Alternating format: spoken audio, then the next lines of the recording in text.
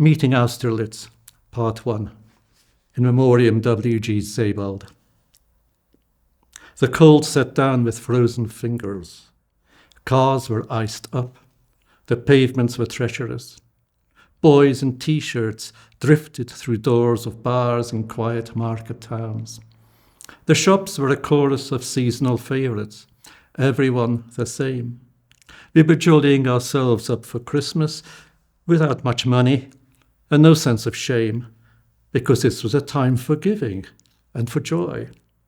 We were all good intentions. So the postman came and went. Lorries delivered supplies. The boy with the papers zipped about on his bike. Parents were packing the latest must-have toy, each one expensive, every one alike. The butcher's whole family were busy serving, and no one had fallen ill or gone on strike. On ungritted roads, motorists were swerving to avoid each other. Nothing had come to bits in the houses of the whole and the wholly deserving. Nothing was incomprehensible or beyond our wits, and I myself was taking a quiet stroll in the nearby fields when I met Austerlitz. It was some way off the road, and he was the sole patch of dark in the bright mid-afternoon. "Hello, Max," I said. And he looked up with a droll, melancholy expression.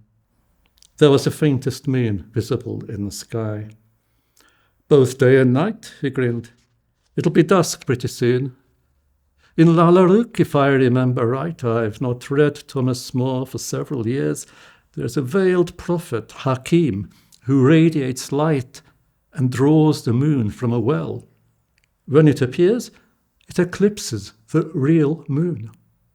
Perhaps we have invented the sad pale thing there with its terrible shears." The air was frosty, oddly tobacco-scented. Thick grey clouds rose from his mouth as he spoke.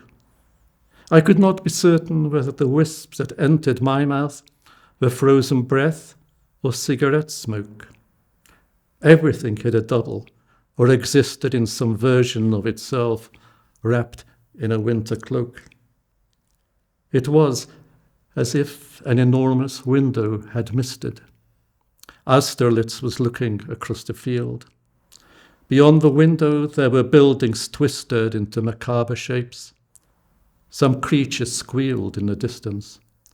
A car growled beefly past, and silence, complete and vacuum-sealed.